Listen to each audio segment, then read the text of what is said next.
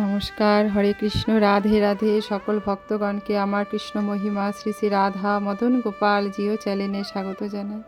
আমার গুরুদেব প্রভুপাদ স্বরূপ গোস্বামীর আতুল চরণে ভক্তিপূর্ণ প্রণাম, মাতা পিতার চরণে প্রণাম, সকল সাধু গুরু বৈষ্ণব ভক্তগণের চরণে প্রণাম জানিয়ে আজকের ভিডিওটি শুরু করছি।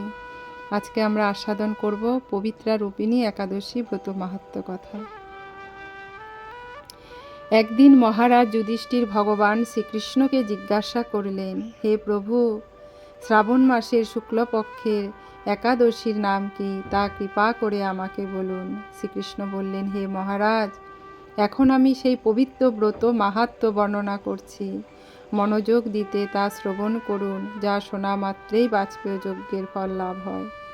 প্রাচীনকালে দাপর যুগের শুরুতে মহিজিৎ নামে এক বিখ্যাত রাজা ছিলেন। তিনি মহিষ্মতি নগরে রাজত্ব করতেন, কিন্তু দুঃখের বিষয় এই যে তার মনে বিন্দু মাত্র সুখ শান্তি ছিল না, কেননা তিনি ছিলেন অপুত্র।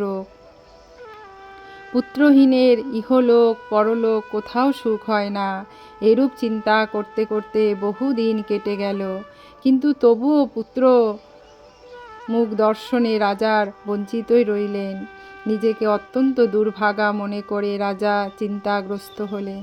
প্রজাদের সামনে গিয়ে বলতে লাগলেন, হে প্রজাবৃন্দ, তোমরা শোনো, আমি এই জন্মে তো কোনো পাপ কাজ করিনি, অন্যায়ভাবে আমার রাজকোষ বৃদ্ধিও করিনি, ব্রাহ্মণ বা দেবতাদের সম্পদ কখনো গ্রহণ করিনি, উপরন্তু প্রজাদেরকে পুত্রের মতো পালন করেছি, ধর্ম অনুযায়ী পৃথিবী শাসন করেছি, দুষ্টুদের যথানুরূপ দণ্ড দিয়েছি, সজ্জন ব্যক্তিদের যথাযোগ্য সম্মান করতে কখনো অবহেলা করিনি। তাই এ ব্রাহ্মণগণ, এই প্রকার ধর্মপথ অবলম্বন করা সত্ত্বেও কেন আমার পুত্র লাভ হলো না, তা আপনারা কৃপা করে অনুসন্ধান করুন।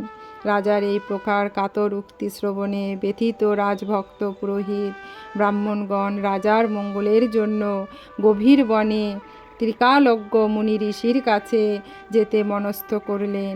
বনের মধ্যে ঋষিদের আশ্রম সকল দেখতে দেখতে তারা এক মুনির সন্ধান পেলেন। তিনি দীর্ঘায়ু, নিরোগ, নিরাহারে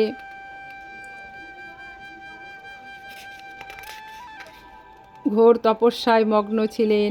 সর্বশাস্ত্র বিশারদ, ধর্মতজ্ঞ ও ত্রিকালজ্ঞ সেই মহামুনি লোমশ নামে পরিচিত। ব্রহ্মার এক কল্প অতিবাহিত হলে মুনিবরের গায়ে একটি লোম পরিত্যক্ত হতো। এই কারণে এই মহামুনির নাম হচ্ছে লোমশ মুনি। তাকে দেখে সকলেই ধন্য হলেন। তারা পরস্পর বলতে লাগলেন যে আমাদের বহু জন্মের সৌভাগ্যের ফলে আজ আমরা এই মুনিবরের সাক্ষাৎ লাভ করলাম। তারপর ঋষিবর তাদের সম্বোধন করে বললেন, কি কারণে আপনারা এখানে এসেছেন এবং কেনই বা আমার এত প্রশংসা করছেন, তা স্পষ্ট করে বলুন। আপনাদের যাতে মঙ্গল হয় আমি নিশ্চয়ই তার চেষ্টা করব। ব্রাহ্মণেরা বললেন, হে ঋষিবর, আমরা যে উদ্দেশ্য এখানে এসেছি আপনি তা কৃপা করে শুনুন। এই পৃথিবীতে আপনার মতো শ্রেষ্ঠ ব্যক্তি আর কোথাও নেই। মহিজিৎ নামে এক রাজা নিঃসন্তান হওয়ায় অতি দুঃখে দিন যাপন করছে। তার প্রজা, তিনি আমাদেরকে পুত্রের মতো পালন করেন, কিন্তু তিনি পুত্রহীন বলে আমরা সবাই মর্মাহত। তার দুঃখ দূর করতে আমরা এই বনে প্রবেশ করছি। হে ব্রাহ্মণ শ্রেষ্ঠ, রাজা যাতে পুত্রের মুখ দর্শন করতে পারেন, কৃপা করে তার কোনো উপায় আমাদেরকে বলুন। তাদের কথা শুনে মুনিবর ধ্যানমগ্ন হলেন। কিছু সময় পরে রাজার পূর্বজন্ম বৃত্তান্ত বলতে লাগলেন। হে রাজা, এই পূর্বজন্মে এক দরিদ্র বৈশ্য ছিলেন। একবার তিনি একটি অন্যায় কাজ করে ফেলেন। ব্যবসা করবার জন্য তিনি এক গ্রাম থেকে অন্য গ্রামে যাতায়াত করতেন। এক সময় জ্যৈষ্ঠ মাসের শুক্লপক্ষে দশমীর দিন কোথাও যাওয়ার পথে তিনি অত্যন্ত তৃষ্ণার্ত হয়ে পড়েন।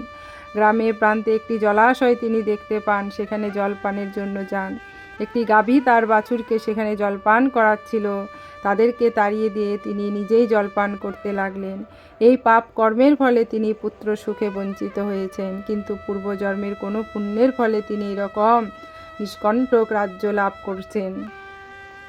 হে মুনিবর, শাস্ত্রে আছে যে পুণ্য দ্বারা পাপ ক্ষয় হয়, তাই আপনি এমন একটি পুণ্যব্রতের উপদেশ করুন যাতে তার প্রারব্ধ পাপ দূর হয় এবং আপনার অনুগ্রহে তিনি পুত্র সন্তান লাভ করতে পারেন।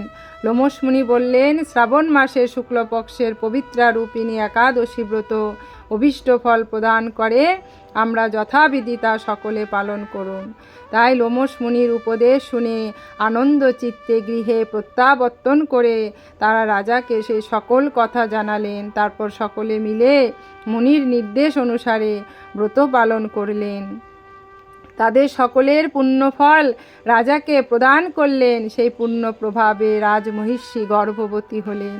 উপযুক্ত সময়ে বৈশিষ্ট্য সর্বাঙ্গ সুন্দর এক পুত্র সন্তানের জন্মদান করলেন। ভবিষ্যৎ পুরাণে এই মাহাত্ম্য বর্ণিত হয়েছে। এই ব্রত মাহাত্ম্য যিনি পাঠ বা শ্রবণ করেন তিনি সমস্ত পাপ থেকে মুক্ত হবেন এবং পুত্র শোক ভোগ করে অবশেষে দিব্যধাম প্রাপ্ত হবেন। হরি বল। রাধে রাধে। ভিডিওতে আপনারা লাইক শেয়ার সাবস্ক্রাইব করবেন। আর গোবিন্দের কৃপায় সবাই সুস্থ ভালো থাকবেন। রাধে রাধে। আমার ভুল ত্রুটি হলে অধমাকে ক্ষমা জ্ঞানে দেখবেন। জয় শ্রী রাধে।